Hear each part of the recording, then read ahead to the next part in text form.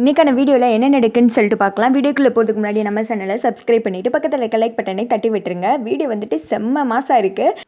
அதுலேயும் கார்த்தி வந்துட்டு ஆக்டிங்கில் பின்னிட்டாருன்னு தான் சொல்லணும். சரி வாங்க வீடியோவை ஸ்கிப் பண்ணாமல் கடைசி வரைக்கும் பார்க்கலாம். ஃபஸ்ட்டு சீனில் வந்துட்டு கார்த்தி வந்துட்டு விசாரிச்சுட்டு இருக்காங்களே, அந்த சீன் தான் காமிச்சிட்டு இருக்காங்க. எதுக்கு ஆப்ரேஷன் அப்படின்னு கேட்க, ஒன்றும் இல்லை தலையில் அடிபட்டுச்சுரா, அதனால ஏதாவது வந்துட்டு ப்ராப்ளம் ஆயிருக்குமோ அப்படின்ற மாதிரி டாக்டர் வந்துட்டு சமாளிச்சுக்கிட்டு இருக்க.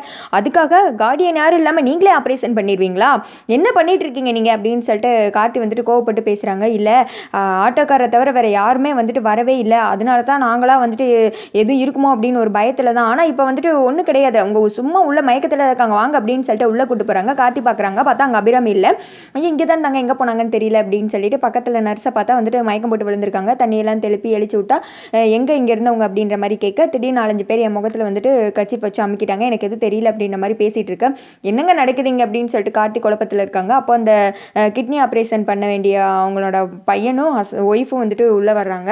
வந்ததுமே என்னாச்சு, நல்ல நேரம் ஆயிடுச்சு இப்போ பண்ணலாம்ல அப்படின்னு சொல்லிட்டு கேட்க, என்ன ஆப்ரேஷன் அப்படின்ற மாதிரி கார்த்தி மறுபடி கேட்க, இங்கே ஒருத்தங்க இருந்தாங்கல்ல அவங்களோட கிட்னியை தான் எடுத்தேன் எங்கள் அப்பாவுக்கு வைக்க போகிறோம் அப்படின்னு சொல்லிட்டு அந்த பையன் போட்டு உளறிற. கார்த்திக் வந்துட்டு செம்ம கோவம் ஆயிடுது. என்ன பண்ணிட்டு இருக்கீங்க நீங்கள் தெரியுதா, படிச்சுட்டு தானே இந்த வேலைக்கு வந்திருக்கீங்க, உங்களுக்குலாம் அறிவில்லை அப்படின்னு சொல்லிட்டு கார்த்தி வந்துட்டு கோவமாக அங்கேருந்து கிளம்பிடுறாங்க. இவர் ஏன் எப்படி கோவப்பட்டு போகிறாரு அப்படின்னு சொல்லி, அடிபட்டு இருந்தாங்களா அவங்களோட பையன் அப்படின்ற மாதிரி சொல்கிறாங்க. அதை கேட்டது இவங்க ஆப்ரேஷன் நடக்காதா அப்படின்னு கேட்க, வேற ஒரு டோனர் கிடப்பாங்க கவலைப்படாதீங்க அப்படின்னு சொன்னேன். என்ன மேடம் இப்படி சொல்லிட்டு இருக்கீங்க அப்படின்னு கேட்க, இந்தாங்க உங்கள் பணத்தை வேணால் திருப்பி வாங்கிக்கோங்க அப்படின்னு சொல்லிட்டு டாக்டர் விறுவிறுன்னு அங்கேருந்து கிளம்பிடுறாங்க. அடுத்த சீனில் கார்த்தி குடுக்குடுன்னு கீழே ஓடிடுறாங்க. அதுக்குள்ளே அபிராமியை வந்துட்டு வண்டிக்குள்ளே ஏற்றி போட்டு அங்கேருந்து கிளம்பிடுற. கார்த்தி வந்துட்டு அதை பார்க்குறாங்க. டே அப்படின்னு சொல்லிட்டு குடுக்குடுன்னு வேகமாக ஓடி வந்து வண்டி எடுத்து ஸ்டார்ட் பண்ணி அவங்க பின்னாடியே வந்துட்டு ஃபாலோ பண்ணி போய்கிட்டு இருக்காங்க. டே அவன் கையில் மட்டும் நம்ம சிக்கிடக்கூடாது, வேகமாக ஓட்டுறா அப்படின்னு சொல்ல, அண்ணே நானும் வேகமாக தானே போய்கிட்டு இருக்கேன் அப்படின்னு சொல்லிட்டு அவனும் வண்டி ஓடிக்கிட்டு இருக்கா. கார்த்தி வந்துட்டு போலீஸுக்கு தான் கால் பண்ணுறாங்க. போலீஸ் வந்துட்டு ஃபோன் அட்டன் பண்ணுறாங்க.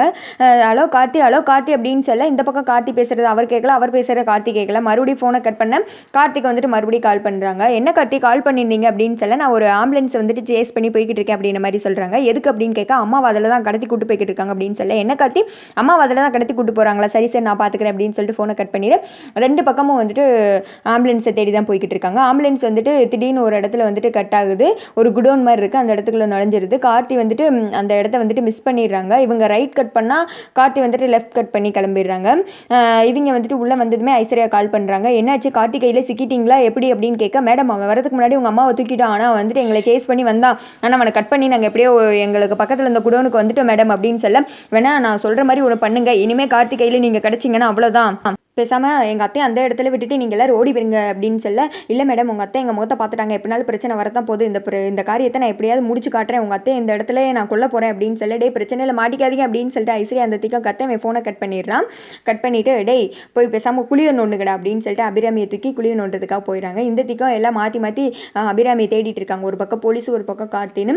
திடீர்னு ஒரு இடத்துக்கிட்ட வந்தது மட்டும் கார்த்திக் வந்துட்டு அவங்க அம்மா ஞாபகம் இந்த இடத்துல இருப்பாங்க அப்படின்ற மாதிரி தோணிகிட்டே இருக்குது. பார்த்தா கரெக்டாக அவங்க அம்மா உள்ளே வச்சிருக்கிற இடம் தான். வெளியில் வந்துட்டு டோரை துற அப்படின்ற மாதிரி அங்கே இருக்கிற வாட்ச்மேன் கிட்ட சொல்ல, அதெல்லாம் திறக்க முடியாது அப்படின்னு சொல்ல, ஓங்கி குத்துணுன்னு வச்சுக்கோ அவ்வளோதான், ஒழுங்காக டோரை திறந்துரு அப்படின்னு சொல்லிட்டு கார்த்தி ஒரு மிரட்ட அவனும் வந்துட்டு டோரை ஓப்பன் பண்ணி வராங்க. கார்த்தி உள்ளே போகிறாங்க. பார்த்தா ரவுடிகள்லாம் வந்துட்டு மறைச்சிடுறாங்க.